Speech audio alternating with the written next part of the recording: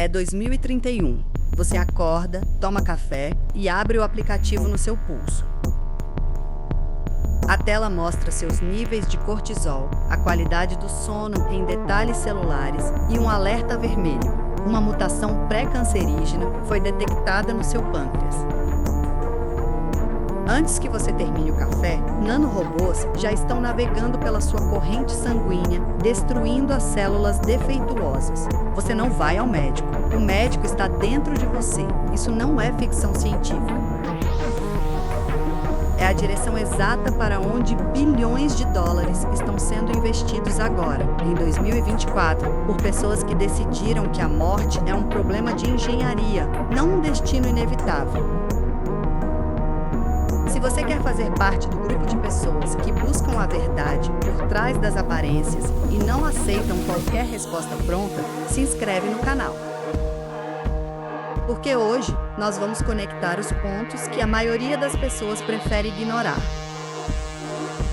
Vamos falar sobre o Humano 2.0, o projeto mais ambicioso e perturbador da história da nossa espécie. Financiado nos bastidores por alguns dos homens mais ricos do planeta, desenvolvido em laboratórios que a maioria de nós nunca vai visitar e com implicações que vão muito além da medicina. Olhem com atenção para este dado, porque isso não é por acaso.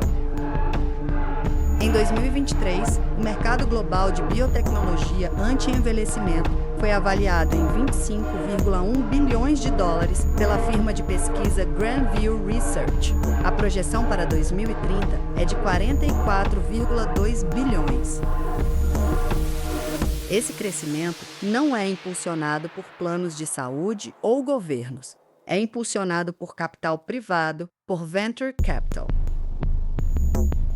Por bilionários que estão colocando fortunas pessoais numa aposta que parece absurda até você entender o que a ciência está realmente conseguindo fazer.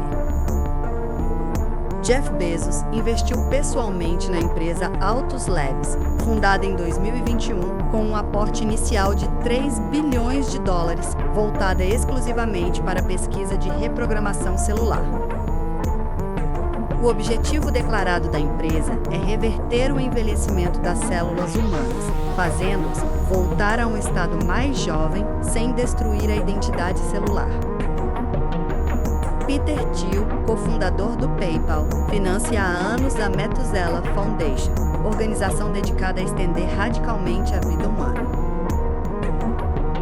E Elon Musk fundou a Neuralink, empresa que já implantou chips cerebrais em seres humanos com o objetivo de integrar a inteligência artificial ao sistema nervoso. Aqui está a primeira peça do quebra-cabeça. Esses não são projetos isolados de excêntricos com dinheiro sobrando. São frentes de um mesmo movimento que ficou conhecido como transhumanismo. A ideia de que a humanidade deve usar a tecnologia para superar suas limitações biológicas, incluindo o envelhecimento e a morte. O transhumanismo não é novo. O conceito existe desde os anos 1950. O que é novo é que, pela primeira vez na história, ele tem financiamento suficiente para sair do papel. A peça central desse quebra-cabeça é uma descoberta científica de 2006 que ganhou o Prêmio Nobel de Medicina em 2012 e que mudou para sempre o que a biologia achava ser possível. O pesquisador japonês Shinya Yamanaka descobriu que células adultas completamente diferenciadas, células da pele, do fígado, do coração, podem ser reprogramadas de volta para um estado pluripotente, capaz de se transformar em qualquer tipo de célula do organismo. Em outras palavras, Yamanaka provou que o relógio biológico das células pode ser girado para trás. É aqui que fica realmente interessante, porque a Altus Labs de Bezos está construindo exatamente sobre essa descoberta. Os cientistas da empresa, que incluem alguns dos maiores nomes da biologia celular mundial, estão trabalhando numa técnica chamada reprogramação parcial, onde as células são rejuvenescidas sem perder sua função original. não é ficar jovem, é fazer as células funcionarem como se fossem jovens. A diferença parece sutil, mas é enorme. Significa que um coração de 70 anos poderia ser reprogramado para funcionar como um coração de 30. Sem transplante, sem cirurgia, apenas com uma intervenção molecular. Você pode estar pensando que isso ainda está muito longe da realidade clínica, que são experimentos em laboratório que levam décadas para chegar ao paciente comum. É uma objeção legítima, mas quando olhamos os registros oficiais, a história muda de figura. Em julho de 2023, a empresa americana Rejuvenate Bio anunciou resultados de experimentos em camundongos, onde a reprogramação parcial reverteu o envelhecimento cardíaco. Em animais equivalentes a humanos de meia idade, os animais tratados mostraram melhora significativa na função cardíaca em apenas 6 semanas. O artigo foi publicado no periódico Nature Aging, uma das publicações mais rigorosas da biologia moderna. Pense nisso como um sistema operacional do seu celular que começa a travar e a consumir bateria depois de anos de uso. A solução intuitiva seria comprar um celular novo. O que Yamanaka descobriu é que existe uma forma de reinstalar o sistema operacional original sem perder os dados. O celular fica como novo por dentro, mas continua sendo seu celular, com todos os seus arquivos, suas fotos, sua história. Mas o rejuvenescimento celular é apenas uma das peças. A segunda peça desse quebra-cabeça é muito mais invasiva, muito mais controversa e já está acontecendo dentro de crânios humanos reais.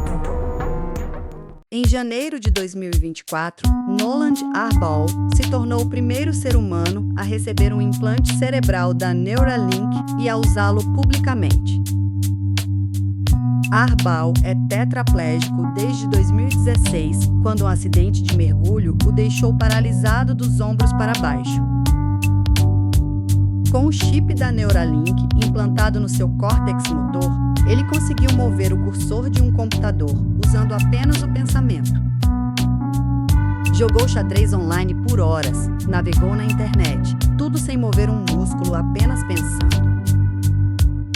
A conexão mais profunda estava bem diante de nós, porque o chip da Neuralink não é apenas uma prótese para deficientes físicos. É a prova de conceito de algo muito maior, que o cérebro humano pode ser conectado diretamente a sistemas digitais externos.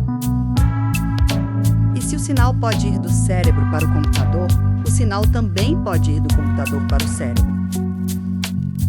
Isso significa, em teoria, que memórias poderiam ser gravadas, habilidades poderiam ser instaladas. E num futuro que a Neuralink não descreve publicamente, mas que os documentos de patente da empresa sugerem, a consciência humana poderia ser parcialmente armazenada em sistemas digitais. Há um documento que a maioria das pessoas nunca leu, mas que muda o sentido de toda essa discussão. Em 2020, o Escritório de Patentes dos Estados Unidos concedeu à empresa BrainBridge a patente número WAS10786596 para um procedimento descrito como transplante de cabeça assistido por robótica com integração de interface neural. Em linguagem direta, um procedimento cirúrgico onde a cabeça de uma pessoa seria transplantada para um corpo doador com a medula espinhal reconectada por um sistema de inteligência artificial em tempo real. O objetivo declarado é preservar a identidade e os padrões neurais de pessoas com doenças terminais degenerativas. A patente existe, está registrada, pode ser consultada por qualquer pessoa no banco de dados público do USPTU. Isso nos leva à parte do quebra-cabeça que conecta tudo. Porque, isoladamente, a reprogramação celular parece medicina regenerativa. O chip cerebral parece tecnologia assistiva para deficientes. O transplante de cabeça parece cirurgia experimental extrema. Mas quando você coloca essas peças juntas e olha para quem está financiando cada uma delas, um padrão emerge. Células que não envelhecem, cérebros conectados a sistemas digitais e corpos que podem ser trocados como peças de reposição. Isso não é medicina, é engenharia de uma nova espécie. O impacto existencial disso vai muito além da biologia. Parem para pensar por um segundo no que significa viver 300 anos numa sociedade que ainda funciona com aposentadorias aos 65. Ou o que significa ter memórias digitalmente gravadas numa era onde privacidade já é uma ilusão. Ou o que acontece com a desigualdade quando a imortalidade tem um preço de mercado. Quem vai poder pagar por isso? E quem vai ficar para trás envelhecendo e morrendo da forma antiga, enquanto uma elite biológica acumula poder por séculos? O filósofo Nick Bostrom, da Universidade de Oxford, um dos pensadores mais influentes do transhumanismo, escreveu em 2005 um artigo chamado In Defense of Posthuman Dignity, onde argumenta que impedir o desenvolvimento dessas tecnologias por medo é tão antiético quanto permitir que apenas os ricos tenham acesso a elas. A questão, segundo Bostrom, não é se devemos fazer o humano 2.0. É como garantir que, quando ele existir, não crie uma divisão ainda mais profunda entre os que têm e os que não têm.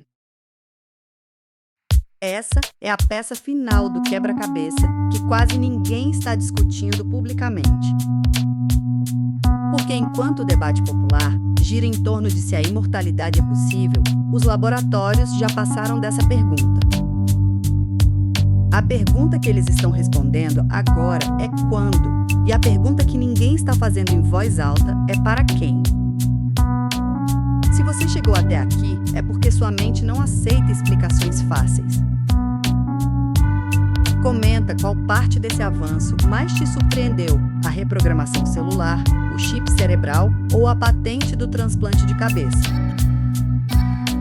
E se inscreve para fazer parte de uma comunidade que busca o que está além do óbvio, porque toda semana tem uma nova camada sendo revelada.